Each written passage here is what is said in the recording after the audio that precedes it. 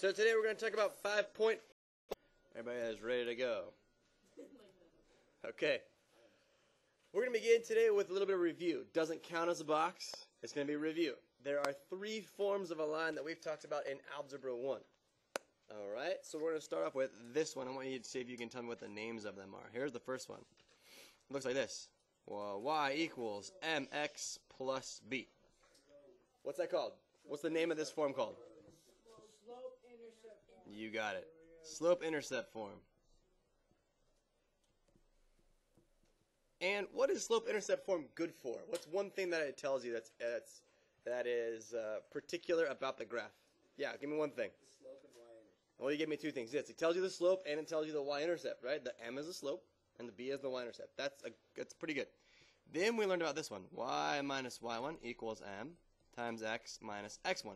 And what is that form of a line called? Yes, Filiberto.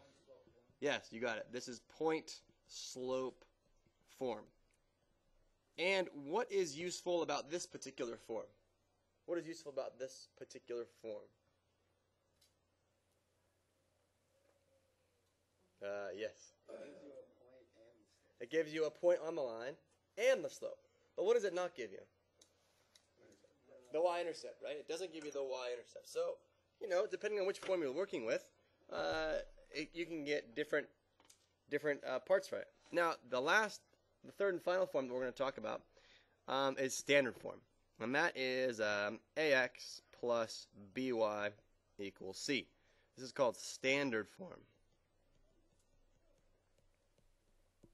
And it's not only the last one that we spoke about, but it's the one that we're going to speak about today. And the good news about this one is that it helps you sketch a graph by finding the intercepts. Remember, you can find the x-intercept by letting y equal 0 and solving, and you can find the y-intercept by letting x equal 0 and solving. Does that all ring a bell to you? Raise your hand if that rings a bell to you for review. Less than half the kids remember that? Well, I hope that's a good review for you there. I think you're just tired. Here we go. Before we can begin talking about standard form here, I want to go over this idea of equivalent statements. So we're going to write equivalent statements. So we're going to start with fractions, and then I'm going to carry over that idea into equations. So I'm going to give you a fraction. I'm going to give you a pretty easy fraction. What I want you to do is create 2 other fractions that are equivalent to the one that I'm going to give you. So the directions are to create 2 other fractions that are equivalent to the one I'm going to give you. And the one that I'm going to give you is 1/2. This is the one that I've given you. I want you to create 2 other fractions that are equivalent.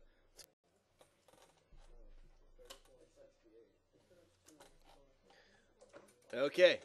Put your hand up if you have 2 fractions that are equivalent to 1/2. Andres, give me one of yours, buddy. 2/4. 2/4 is definitely an equivalent fraction. Why is 2/4 an equivalent fraction, Andres? Why?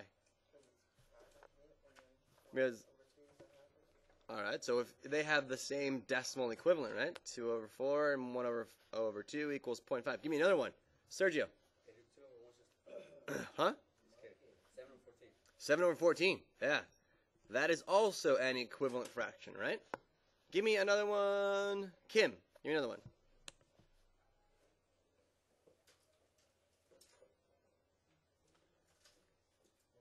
Kim, what'd you say?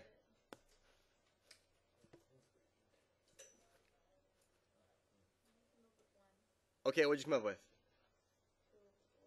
2/4. That is already on there. Give us another one that's equivalent to 2/4. 3/6. Yeah, you got it. Hey, how many of these are there, everybody? There's a lot. Like, how many is a lot? An infinite amount, right? Okay, good. You seem to be understanding the point. Now, I'm going to do the same thing with an equation here. I'm going to give you an equation, and it's going to look like this. 6x, take away 4y, is equal to 6. Now, I'm going to create for you an equivalent equation. Ready? It's going to look like this. 12x minus 8y equals 12. Whoa, those are equivalent. Why are those equivalent? What did I do? Yeah, Renee. What did I do?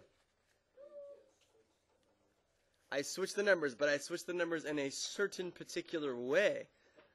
Aaron, you seem very excited about this. Yeah. I'm multiplying it by 2. Good. I want you to create one other equivalent equation to my original one, which was... All right, Sam. Give me your equivalent equation, buddy. No, Sam. What'd you get? Huh? 18x, okay. Minus 12... No. 12y equals how much? 18. You sound like you're, like, guessing. Did you really come up with this one? Okay, you're so confused on it. Is he right? Is that an equivalent equation? Yes. Oh, my gosh. Yes, he is right. Okay, Zach, give me yours. What was yours, buddy? 24x. Minus how much? 16y, yeah? Is equal to 20 how much? 24. Yes, these are all equivalent, right? All of these are equivalent equations, right? Same, just like all of these are equivalent fractions, they're the same thing. Okay, you may be asking why we need that. And here's why we need that, all right? I need you to create, for the third box here, I need you to create a coordinate plane highlighting quadrants number 1 and quadrant. Okay. There's 2 points I'd like you to put on this particular coordinate plane. And those 2 points are 2 comma 4. 2 comma 4. So we go over 2, go up 4. There's the point 2 comma 4. And 6 comma negative 4. 6 comma negative 4. So here's the 2 points I'd like you to put on your curve. When you've done that, go ahead and connect the 2 dots there with a nice smooth line. And mine will look something like this here, and we'll move this up so it's nice there. Okay, there we go. Okay, what we're going to do is we're going to write the equation of this line in standard form. So that means that we're going to write the equation in ax plus by equals c form. So what we're going to do in order to do that, we're going to start off by writing down y minus y1 equals m times x minus x1. Okay?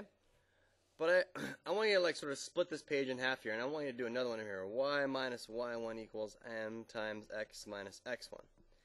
I want the people in the first 3 rows over there, so Zach, Renee, and Andres, I want you guys to use this point, the 2 comma 4. And then I want everyone in these 3 rows, and Junior, to use this point down here. And we're going to talk about equivalent equations, and I'm going to set you up to get going on it.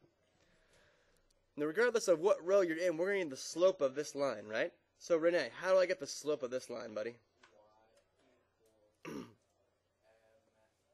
Nope, I want the slope of this line.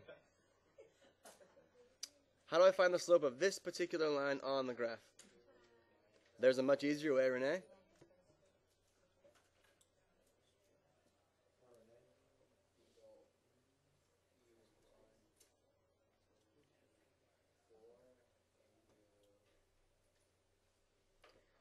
Okay, Renee, count with me. 1, 2, 3, 4, 5, 6, 7, 8. How far down do we go, Renee? -8. Good. Is that the rise or the run, Renee? Yeah, did we rise up or rise down? And does that make sense since there's a negative sign in front of it, buddy? Okay, good. Now over here. 1, 2, 3, 4. What's the run? 4. So, what is the ratio of the rise over the run, Renee?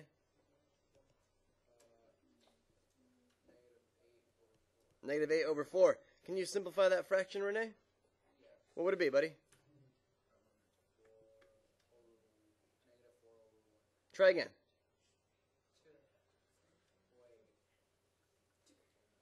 Renee, 8 divided by 4, buddy. You got it. 8 divided by 4.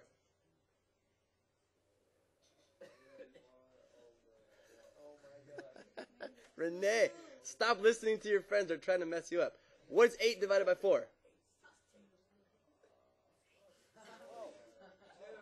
2. Now make it negative.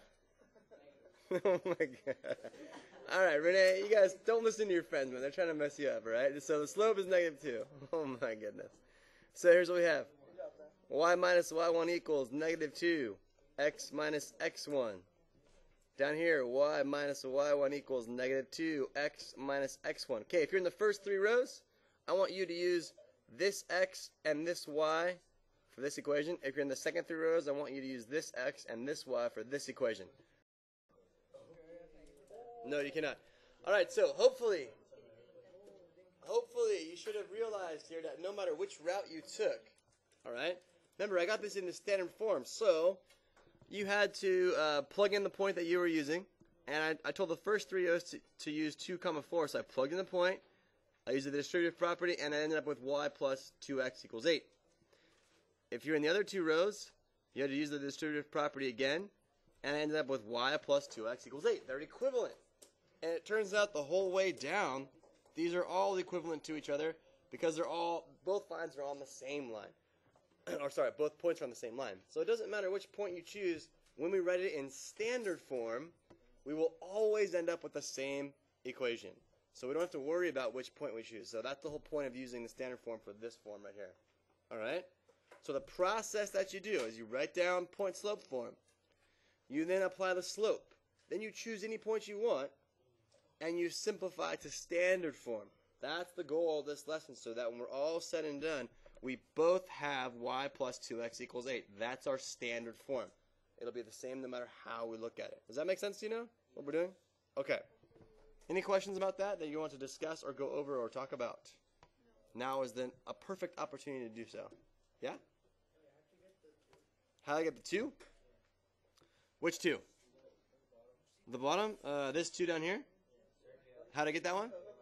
Okay. I added 2x from both sides. That's what I did. Sound good? Thank you for asking. Okay. Here we go. We're going to write the equation in standard form given the following 2 points. The points I'm going to give you are 3, negative 1 and 2, negative 4. From these 2 points, we're going to write an equation that's in standard form. So the first thing we have to do is actually figure out what the slope is. And this is going to be x1, this is going to be y1, this is going to be x2, this is going to be y2. So my slope has to be y2 minus y1 over x2 minus x1. That's just the basic slope formula. So y2 is going to be negative 4, minus y sub 1 is negative 1. So notice how I put those in parentheses, because many students are still getting their negatives wrong. So you've got to put parentheses around it, okay? Now, x sub 2 is 2, minus x sub 1 is 3. So that's going to give us negative 4 plus 1 is negative 3. And 2 minus 3 is negative 1. And negative divided by negative will be positive, so my slope is equal to 3. So now I have my slope. That's the first step. The second step is to write down point slope form. Y minus y1 equals m times x minus x1.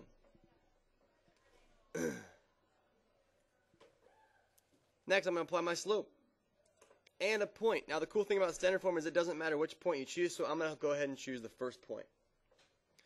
So, plugging in, I get this. I get y plus 1 is equal to the slope, which is 3, times x minus 3. Now, I'm going to distribute to get y plus 1 equals 3x minus 9. And I need to get my x's and y's on the same side. So I'm going to bring this equation up here and say y plus 1 equals 3x minus 9. To get into standard form, I'm going to subtract 3x from both sides. That gives me this. Y minus 3x plus 1 equals negative 9. And I'm finally move my coefficient to the other side to get y minus 3x equals negative 10. So the great thing about standard form is that it does not matter which point you choose. We could have also chosen the 2, negative 4. We all would have ended up in the same spot right down here for our equation. Y minus 3x equals negative 10. So here's what I want you to do. I want you to spend 1 minute, and I want you to describe the process I just did for you. What's step number 1? What's step number 2? What's step number 3? And go all the way down. I'm going to give you 3 minutes to describe the to get this equation where it's at. Okay, what's the very first thing that we did? Find the slope. Find the slope. You got it. Number 1, find the slope. What we do after that? just yell it out. Choose a point. Before we did that, what is this form? What's that called? Point slope form. Point slope form. Good. Then after that, what we do? Choose a point. Choose a point. And then step 4, what would it be? Distribute. Step 5? Huh? Celebrate? Is that what you said? Oh, inverse operation. Okay. Inverse operation. And get it to be ax plus by equals c. So we found the slope. We chose slope form firm. We choose a point. We distribute. Maybe put in here, choose a point and plug in. Distribute, use inverse operations, and then to get it into the form ax plus by equals c. Nicely done. Okay, last and final one. I want you to work with a partner on this. Did you not get that? Okay. Here's what I'd like you to do. Here's the line, and I give you a point 2, 1, and I give you this ax plus 5y equals -3. I want to give 2 quick start stamps to the first person who can tell me what a has to be. Good, I'm glad you can do it. That's the most important thing. All right. This is the x value, this is the y value, right? We're going to plug these in for the x value, for the y value. So we get a times 2 plus 5 times 1 equals -3. So that means that 2a plus 5 is equal to -3. So that means that 2a is equal to -8 divided by 2. That means that a is equal to -4. Who got it right? Put your hands in the air. Let the record show 7 people in the room got that one right. Good, you should feel smart.